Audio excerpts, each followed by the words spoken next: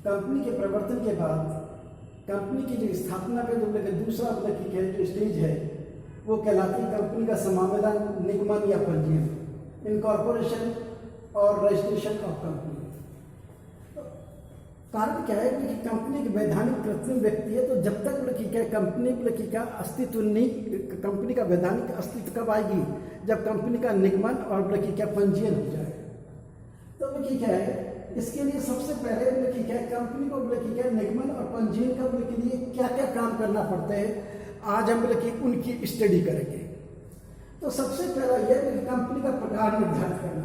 देखिए, भारतीय कंपनी अधिनियम 2013 में दो प्रकार की कंपनियां स्थापित हो सकती हैं, एक सार्वजनिक कंपनी और एक निजी कंपनी। 2013 में एक प्रोविजन आया है कि एक सिंगल कंपनी, एक व्यक्ति भी कंपनी की स्थापना कर सकता है, लेकिन उसके लिए क्या है, व्यक्ति का होना जरूरी है। और ये एक व्यक्ति कंपनी की स्थापना भी एक निजी कंपनी के रूप में होती है। तो सबसे पहले कि आपको कंपनी का प्रकार निर्धारित करना होगा कि किस प्रकार की कंपनी आप स्थापित करना चाहते हैं। कंपनी का नाम निर्धारित करना, मैंने आपको बताया आपको कंपनी का नाम निर्धारित करना होगा। ये नाम पहले से रजिस्टर्ड नहीं होना चाहिए, क्योंकि कोई नाम पहले से रजिस्टर या उससे मिलता जुलता भी नहीं होना चाहिए। तो इसके लिए आप खुद कल्पना कीजिए कंपनी के कौन कौन से नाम हो सकते हैं, और इनको कंपनी के रजिस्टर कार्यालय में देखिए कि इस नाम की कोई मिलती जुलती कंपनी तो नहीं है, तो क्या ये नाम अपन निर्धारित कर सकते हैं, ये भी आपको निश्चित करना पड़ेगा। फिर आपको कंपनी का रजिस्टर कार्यालय का स्थान निर्धारित करना। देखिए, मैंने अब आपको बताया कि company is an artificial person, company एक कृत्रिम वैधानिक व्यक्ति है जिसका पृथक वैधानिक अस्तित्व होता है। तो इसके लिए कंपनी का रजिस्टर्ड कार्यालय होना चाहिए, क्योंकि जब तक कंपनी का रजिस्टर्ड कार्यालय नहीं होगा तब तक लोग कंपनी से पत्र व्यवहार कैसे करेंगे। तो इसलिए क्या है, ऐसा भी हो सकता है कंपनी का रजिस्टर्ड कार्यालय दूसरा एक जगह हो और उसका बिजनेस दूसरी जगह हो। अगर आप ये तय नहीं कर पाए हैं अभी तक कंपनी का रजिस्टर्ड कार्यालय कहाँ होगा, तो कम से कम स्टेट्स का नाम तो आपको देना आवश्यक है, किस स्टेट्स में कंपनी का रजिस्टर्ड कार्यालय होगा। सीमा नियम और अंतर नियमों के मसौदे तैयार करना। देखिए, कंपनी के दो महत्वपूर्ण आधारभूत प्रलेख हैं, memorandum of association, articles of association. तो मेमोरेंडम ऑफ एसोसिएशन कंपनी का आधारभूत प्रलेख है, जो बताता है कि कंपनी का उद्देश्य क्या होगा, कंपनी की पूंजी क्या होगी, कंपनी का कार्य क्षेत्र क्या होगा। तो ऐसी स्थिति में ये जब क्या है, ये कौन तैयार करते हैं, ये मैंने आपको पहले बताया ये काम प्रवर्तकों का है। जो व्यक्ति कंपनी की स्थापना का दिमाग में विचार लाता है, तो ऐसी स्थिति में वो ये तय करेगा कि कंपनी का उद्देश्य क्या होगा, कंपनी के पूंजी वाक्य क्या होगा, कंपनी का स्थान वाक्य क्या होगा, कंपनी किस क्षेत्र का बिजनेस करेगी। ये सब क्या है, ये कौन करता है, प्रवर्तक करते हैं। और अंतर नियमों के मसौदे तैयार करना, तो आर्टिकल्स ऑफ एसोसिएशन, तो आर्टिकल्स ऑफ एसोसिएशन दिन प्रतिदिन की प्रबंध व्यवस्था के लिए बनाए जाते हैं, लेकिन ये जरूरी है। अब जो आर्टिकल्स ऑफ एसोसिएशन है वो कंपनी लॉ के जो प्रोविजन और सीमा नियम के प्रोविजन का उल्लंघन करने वाले नहीं होने चाहिए। मीन्स आर्टिकल्स ऑफ एसोसिएशन सीमा नियम और अंतर नियमों के जो पार्षद सीमा नियम और कंपनी अधिनियम के समरूप होने चाहिए। मसौदे की रजिस्ट्रार से जांच कराना, तो आप सबसे पहले क्या इसका सीमा नियम अंतर नियमों के मुद्रण से पहले ये जरूरी है, अगर क्या है कंपनी के रजिस्ट्रार कार्यालय में को जमा कराएं तथा क्या है उसकी जांच करा लें क्या कंपनी रजिस्ट्रार इनसे सेटिस्फाइड है या नहीं। कारण क्या है, जांच कराना इसलिए भी आवश्यक है, नहीं तो आपको बाद में क्या है ज़्यादा परेशानी उठानी पड़ेगी। और जांच कराने के बाद आप इनका मुद्रण करा लें, क्योंकि इनकी कई सारी कॉपी तैयार होती हैं। तो जब जांच करा ली, फाइनल हो गया, तो इसका कि आप प्रिंटिंग करा लें, और प्रिंटिंग करने के बाद में कि आप इसकी PDF फाइल बना लें, जिससे क्या है कि कोई भी व्यक्ति को संक्षिप्त में जानकारी मिल जाएगी और वो इसको खोलकर कंपनी के बारे में पूरी जानकारी कर सकता है। फिर इसके बाद क्या सीमा नियम और अंतर नियमों में सरकार के द्वारा जो निर्धारित क्या है स्टैंप ड्यूटी चुकानी पड़ती है। तो सीमा नियम और अंतर नियमों के जो प्रलेख तैयार करोगे, इन पर आप क्या स्टाम्प ड्यूटी लगाओगे, स्टाम्प को चिपकाओगे और स्टाम्प की क्या तिथि भी अंकित करोगे। लेकिन ये तिथि स्टाम्प के बाद की होनी चाहिए, उसके पहले की नहीं चल सकती, क्योंकि स्टाम्प लगने के बाद ये एक प्रलेख वैधानिक प्रलेख का रूप लेता जा रहा है, इसलिए जो तिथि है वो बाद की होनी चाहिए। अभिदाताओं के हस्ताक्षर कराना, देखिए मैंने आपको बताया कम से कम निजी कंपनी की दशा में 2 और सार्वजनिक कंपनी की दशा में कम से कम 7 अभिदाताएं होने आवश्यक हैं। एकल व्यक्ति की दशा में एक व्यक्ति भी क्या है अभिदाता हो सकता है। मैंने आपको बताया कि इस देश में क्या है एकाकी कंपनी को प्रोत्साहन देने के लिए कि सरकार ने भारतीय कंपनी अधिनियम 2013 में एक 1 मैन कंपनी की स्थापना की है, लेकिन ये व्यक्ति क्या है खुद ही कंपनी की स्थापना कर, यह व्यक्ति सजीव होना चाहिए। न्यूनतम पूंजी अभियान की व्यवस्था करना, देखिए प्रत्येक कंपनी को चलाने के लिए मिनिमम सब्सक्रिप्शन चाहिए। निजी कंपनी के लिए 1 लाख, सार्वजनिक कंपनी के लिए कम से कम 5 लाख का सब्सक्रिप्शन चाहिए। ये सब्सक्रिप्शन कौन दें, क्योंकि अभी तो कंपनी की स्थापना तो ही नहीं। तो जो भी प्रवर्तक हैं, जो भी प्रमोटर्स हैं, मैंने आपको बताया एकाकी व्यक्ति में एक व्यक्ति सब्सक्रिप्शन करेगा, लेकिन जहाँ पर निजी व्यक्ति है वहाँ पर 2 व्यक्ति के सब्सक्रिप्शन करेंगे कम से कम, और जहाँ पर सार्वजनिक कंपनी है वहाँ पर कम से कम 7 व्यक्तियों के द्वारा सब्सक्रिप्शन होना चाहिए।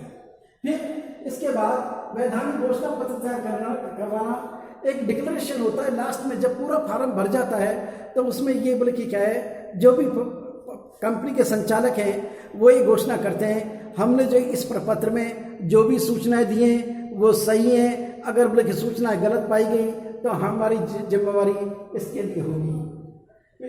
फिर इसके बाद संचालकों एवं प्रबंध संचालक, मैंने आपको बताया कंपनी के जो प्रवर्तक हैं ये डायरेक्टर्स बनते हैं, तो इनका आपको विवरण देना होगा, और इन्हीं डायरेक्टर्स में से एक व्यक्ति को दिन प्रतिदिन का कंपनी का प्रबंध संचालन के लिए प्रबंध संचालक बनाया जाता है, तो आपको उसका भी विवरण देना होगा। इनके लिए डायरेक्टर आइडेंटिफिकेशन नंबर चाहिए, DIN। ये DIN कौन देता है, कंपनी अधिनियम 2013 के अंतर्गत आप अप्लाई कीजिए, और यदि कि आपकी सारा डॉक्यूमेंट्स कंप्लीट है तो आपको DIN नंबर मिल जाएगा, डायरेक्ट आइडेंटिफिकेशन नंबर, तो वो भी आपको देना पड़ेगा। फिर अनुबंध तैयार करना, आपने कोई प्रिलिमिनरी कॉन्टेक्ट किए हैं, जैसे कोई जमीन का कॉन्टेक्ट किया है, क्या है टेक्नोलॉजी का कॉन्टेक्ट किया है, क्योंकि अभी कंपनी स्थापना तो हुई नहीं, तो ऐसी स्थिति में आपको अनुबंध भी क्या है जो तैयार किए हैं उनकी कॉपी लगानी होगी। अब सवाल यह है, दूसरा जो स्टेप आता है वो आता है कि प्रपत्रों की सुपुर्दगी। इस प्रपत्रों की सुपुर्दगी ये किसको देनी पड़ती है, कंपनी जो रजिस्ट्रार ऑफिस है, केंद्रीय रजिस्ट्रार ऑफिस, उसमें आपको क्या प्रपत्रों की सुपुर्दगी देनी हुई, किसको, रजिस्ट्रार को। तो इसमें आपको प्रपत्र की सुपुर्दगी में जो आपने पार्षद सीमा नियम बनाए, पार्षद अंतर नियम बनाए, प्रबंधकीय कर्मचारी की नियुक्ति की है, वैधानिक घोषणा की है, संचालकों की जो सूची दी है, संचालकों की लिखित सहमति है, उनका विवरण जो आपने लिया है, योगदान से लेने की प्रतिज्ञा। देखिए प्रत्येक संचालक को कम से कम मिनिमम शेयर्स तो लेने ही होंगे, तब क्या है वो इस योग्यता अंश लेने की प्रतिज्ञा की घोषणा पहले ही करता है कि मैं इतने अंश कम से कम लूंगा। कारण क्या है, कंपनी के जब तक वो अंश नहीं लेगा तब तक उसका हित कहाँ हुआ। तो इसलिए ये कि कंपनी अधिनियम 2013 में ये प्रोविजन रखा है कि एक संचालकों को मिनिमम कम से कम शेयर्स लेने होंगे। फिर क्या है, कंपनी के रजिस्टर्ड कार्यालय की सूचना मैंने आपको बताया। अब आपको जब प्रपत्रों की सुपुर्दगी दोगे तो उसमें ये भी बताओगे कंपनी का रजिस्टर्ड कार्यालय कहाँ होगा, किस स्टेट में होगा, किस डिस्ट्रिक्ट में होगा, ये आपको किस स्थान पर होगा। तो रजिस्टर्ड कार्यालय का आपको पता एवं स्थान भी आपको बताना पड़ेगा, क्योंकि कंपनी कृषि वैधानिक व्यक्ति है, तो जब तक कंपनी के रजिस्टर्ड कार्यालय नहीं होगा तब तक आप कंपनी की स्थापना नहीं कर सकते। फिर आपको नाम की उपलब्धता के संबंध में मैंने आपको बताया, अगर आप नाम के बारे में कौन विचार करते हैं, प्रवर्तक ही विचार करते हैं, लेकिन ये नाम जो कंपनी ऑलरेडी रजिस्टर्ड है उस जैसा नहीं होना चाहिए, उससे मिलता जुलता नहीं होना चाहिए।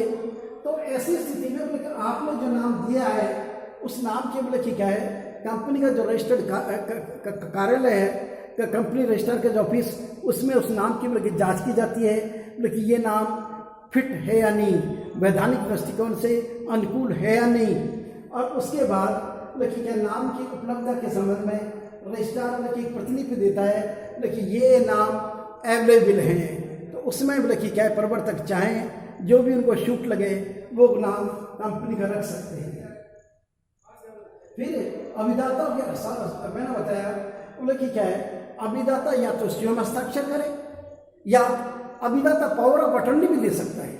अब भाई अभिदाता की तरफ से अभिदाता किसी व्यक्ति को क्या कर दे, अधिकृत कर दे, लेकिन मेरे बिहाफ पर ये व्यक्ति क्या करेगा, हस्ताक्षर करेगा।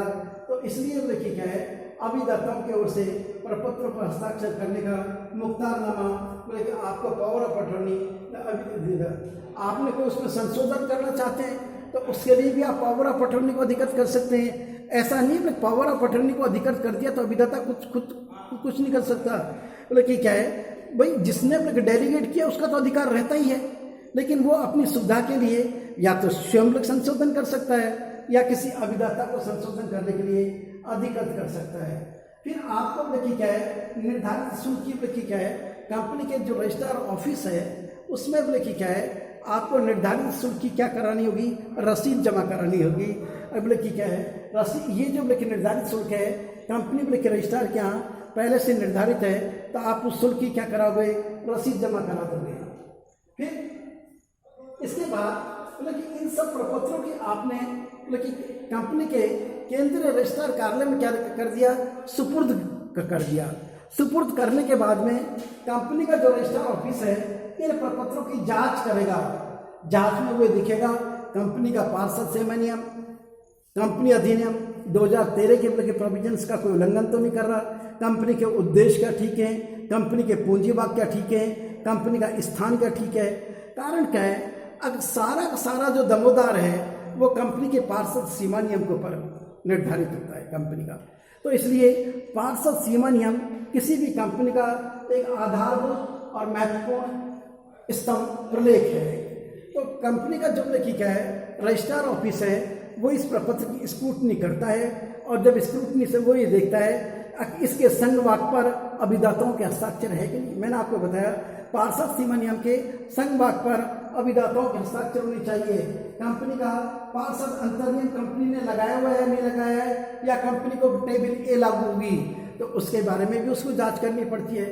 तो ऐसी स्थिति में आपने जो प्रपत्रों की सुपुर्दगी की है, पार्षद सीमा नियम, पार्षद अंतर्नियम, प्रबंधकीय कर्मचारी गिनती, वैधानिक घोषणा, संचालकों की सूची, संचालकों के लिखित सहमति उनका विवरण, योगदान लेने की प्रतिज्ञा, कंपनी के रजिस्ट्रार कार्यालय की सूचना, नाम की उपलब्धता के संबंध में रजिस्ट्रार की प्रतिलिपि, अभिदाताओं की ओर से प्रपत्रों पर हस्ताक्षर करने का मुख्तारनामा, अभिदाताओं की ओर से संशोधन करने का मुख्तारनामा तथा निर्धारित शुल्क की रसीद। ये जो आपने प्रपत्र सुपुर्द किए हैं तो कंपनी का जो रजिस्ट्रार जो है वो इन सभी प्रपत्रों की जांच करता है, और वो अगर बोले कि जांच में अगर उसे संतुष्ट ये मिलती है तो वो कंपनी का क्या कर लेता है, पंजीयन कर लेता है। लेकिन मैंने आपको बताया रजिस्ट्रार को ये भी अधिकार है, वो किसी भी प्रपत्र के बारे में बोले कि क्या है, कंपनी के प्रवर्तकों से स्पष्टीकरण भी मांग सकता है, अन्य कोई सूचना देने के लिए वो उपस्थित कर सकता है। यदि उसको कोई प्रपत्र ठीक नहीं लग रहा है तो उसको परिवर्तन करने के लिए भी कह सकता है। कारण क्या है, प्रपत्रों की जांच के बाद जब कंपनी का पंजीयन कर लिया जाता है तो इट मीन्स कंपनी का बोले कि क्या है, वैधानिक रूप से अस्तित्व आ गया। और कंपनी का बोले कि क्या है, जब पंजीयन हो जाता है तो कंपनी को एक समामेलन का प्रमाण पत्र दिया जाता है, इनकॉर्पोरेशन, अर्थात अब कंपनी का क्या हो गया, जन्म हो गया। अब एक कंपनी बोले कि क्या है, वैधानिक रूप से एक कृत्रिम व्यक्ति के रूप में अपने बोले कि क्या है मोड में आ गई। तो यहाँ पर जैसे ही कंपनी का जन्म होता है, अब ये क्वेश्चन उठता है, अब ये जो प्रवर्तकों ने पहले अनुबंध किए, तो मैंने आपको बताया समामेलन से जो पहले अनुबंध किए प्रवर्तक इन अनुबंधों का बाद में पुष्टिकरण करा लेते हैं। और ये जो बोले कि क्या है, समामेलन से जो पहले के अनुबंध किए हैं वो बोले कि क्या है, एक तरह वैधानिक प्रक्रिया का रूप ले लेते हैं। क्योंकि कारण क्या है, समामेलन के प्रमाण पत्र के बाद ही कंपनी का